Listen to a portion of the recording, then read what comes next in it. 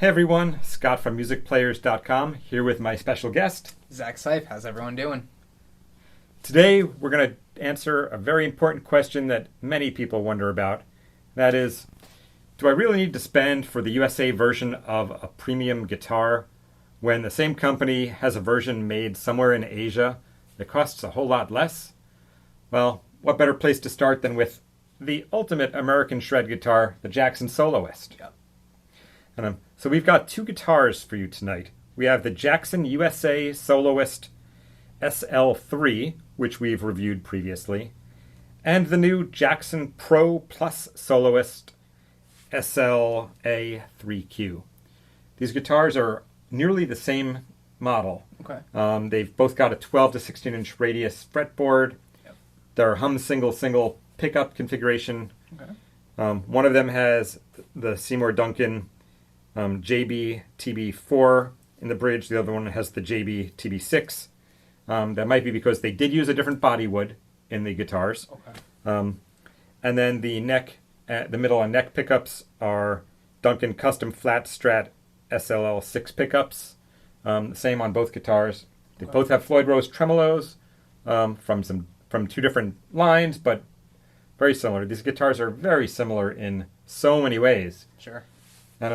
But it's not enough for you to just take a look and see what you like. No. We're going to make you play blindfolded. Oh, well, there we go. That's my first time hearing of that. Yeah. So you got that right now. Zach's going to play these guitars blindfolded. He has not seen them. They're still in the box off to the side. So let's get started. It's kind of weird if you guys have ever tried to play a guitar without being able to see it. You can feel that it's a guitar, but it almost feels almost slightly foreign because you're not used to the guitar. I'm not really a big Jackson guy, so I have yet to really play through their different line of guitars. So we'll just... And how does it feel? I mean, right off the bat, I'm liking how the neck feels. I would say it's pretty smooth to travel from the nut up here all the way down to... That's a 24 fret. So you can get up and down pretty easy. Arm rests up here pretty comfortably. It's got a little scoop or contour over there, so it feels pretty comfortable resting up. You can tell that it's a Floyd because it's got the arm there. 5-way switch, probably master volume, master tone, which is pretty cool. Feels pretty good so far. I would say it's probably like an average weight or so. It feels very similar to, I would say, the bulk of American, made guitars. 6 inline tuners. Yeah, so right off the bat, my impression is that this one feels pretty decent, but I say we rip it up and see how it sounds. Okay.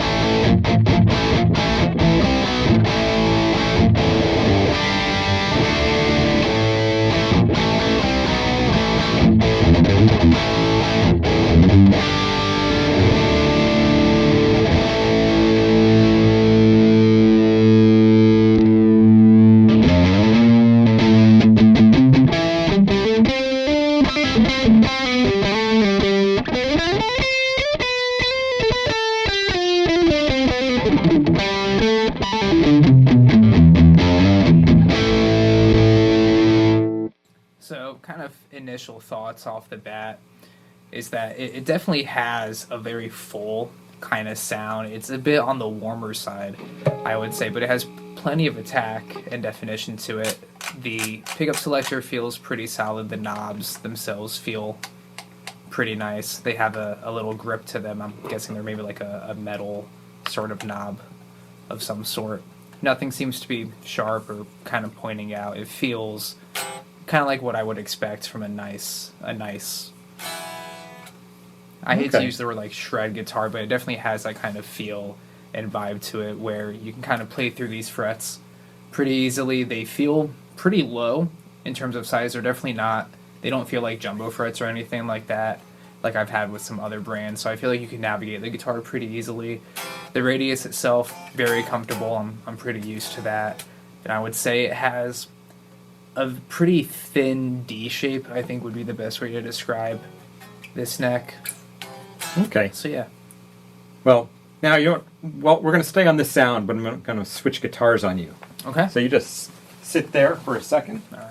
Okay, we've switched guitars. And We have. see what you think of this? So right off the bat, this one feels lighter in terms of the body. The body feels a lot lighter. The neck itself feels different too. It's this one has more of a satin kind of feel to it. The last one it felt glossy at least. Okay. Well, as it turns out, folks, one of these guitars has a glossy neck, the other has a satin neck. Well, there we go. And we were talking about the body woods. Yep. One of them is an alder body, and one of them is okume. Okay. So later on, we'll let everyone know on the video which is which. Pickup selector feels pretty similar. The knobs definitely feel different. These feel shorter, but they still have the same kind of grip to them. So I would say it's pretty nice. This one also has the contour. So again, my arm is resting pretty comfortably. Overall the neck feels pretty similar. Maybe it's the same radius. I'd have to imagine the nut width, if they're both Floyd style bridges, are the same, same scale length and everything. But yeah, let's see how this one sounds.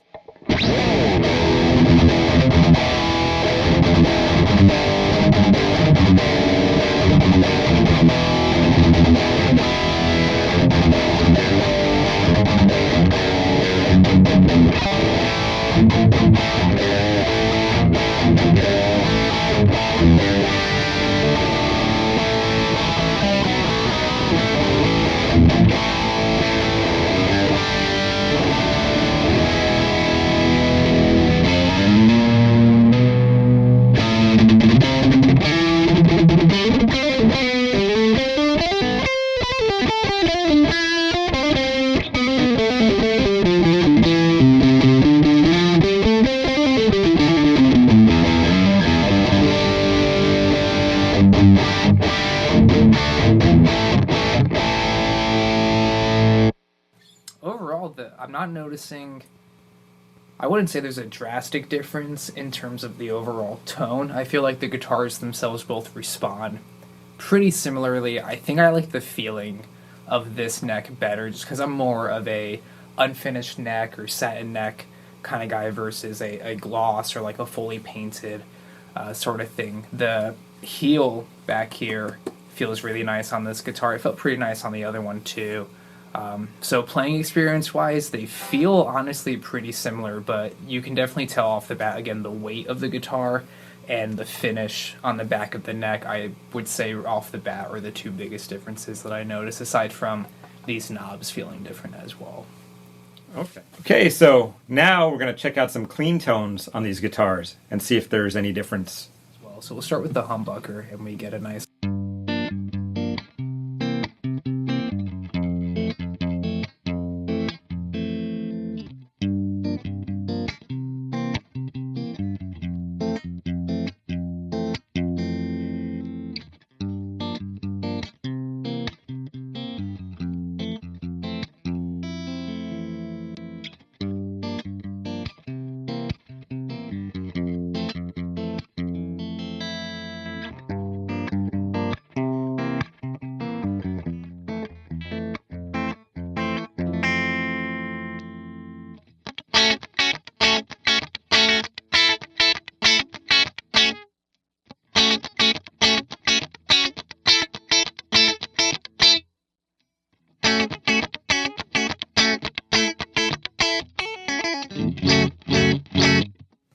So right off the bat, I noticed that these tones are pretty on par from what I would expect from, say, a mid to higher level guitar of sorts, especially when we have this single coil pickup in the neck. It gives you something that sounds a little bit fuller than I would say a typical S-style guitar would be. So for example, playing these nice lush jazz chords.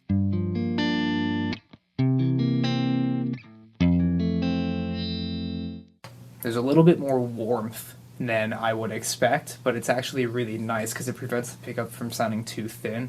And then these in-between positions here give you kind of what you would expect from that. It's a little bit spankier. I like this fourth position a lot, and I would say I would probably use this one quite a bit.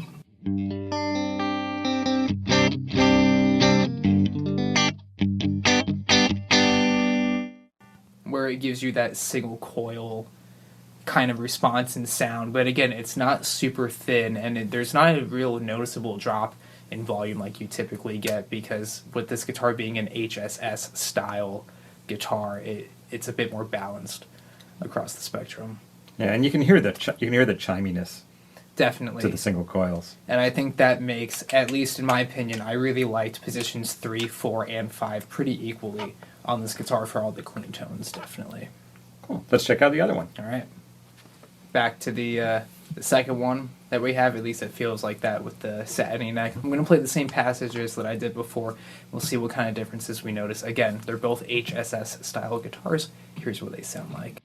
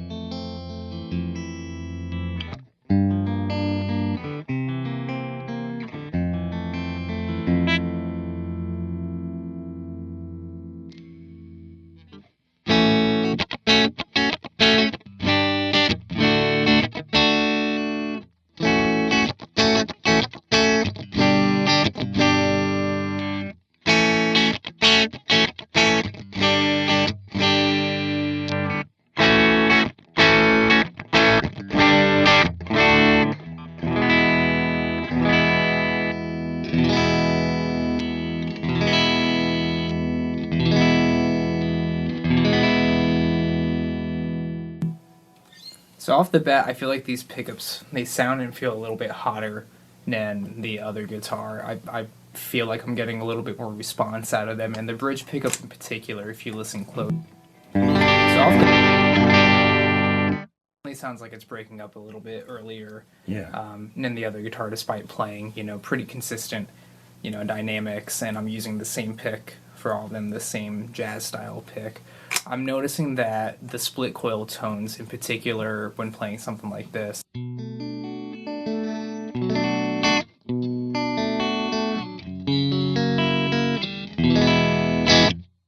very lively, and again, not super out of phase where you feel like it's too mid-scooped. I think that's the biggest thing I'm noticing, is that the pickups that both of these guitars have aren't very mid-scooped, which a lot of S-style guitars are. So I feel like it gives them just a little bit more.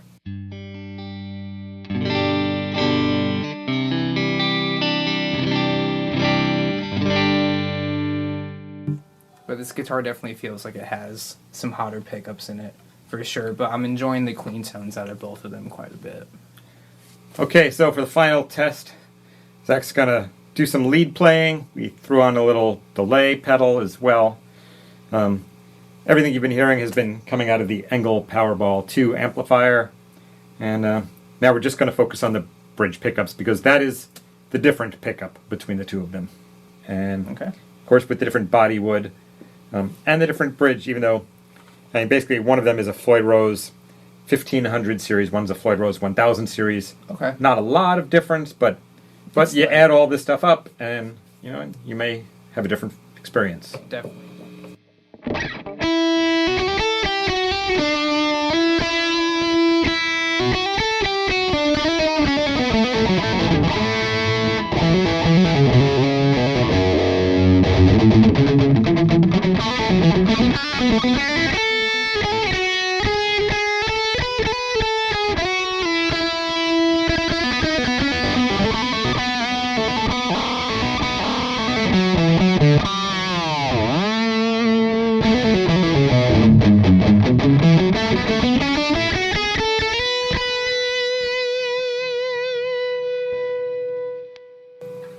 Nice. So definitely a good amount of bite and attack on the bridge pickup. I feel like the bridge itself is responding very, very well. It does the flutters, it dive bombs, it has a really stable control, and again, that can always just be, due to the fact that the factory setup on this guitar is fantastic. I mean, if this is really what it's like out of the box, it's fantastic, aside from just being tuned up from being in transit. But the bridge feels very solid. It feels stable. It doesn't feel like the bar is going to just randomly fall out, and it also doesn't feel like there's any resistance on the bridge, which is really nice. So I would say, you know, as it is, it feels really nice. It responds very well. The pickup itself, I would say, is a little bit on the brighter side of at least what I'm used to. I'm used to playing guitars with slightly darker sounding pickups, so I would possibly work on really dialing in an amp to kind of tame that a little bit, or maybe just turn down the tone knob a little bit, which we didn't quite explore. But just as it is, that's my initial thought and opinion on the bridge pickup and the bridge of this guitar itself. Great. Let's check out the other one. All right. Okay, here we go with the other guitar. So back to this one here. Again, the neck on this guitar is just fantastic. I just can't say that enough. We're going to test out this bridge pickup, a slightly different bridge on this one. As someone who's not a big Floyd Rose user, I can't tell the difference between the 1000 and the 1500, but let's see if I get a different response out of this. And again, what kind of sound you are all hearing on that end.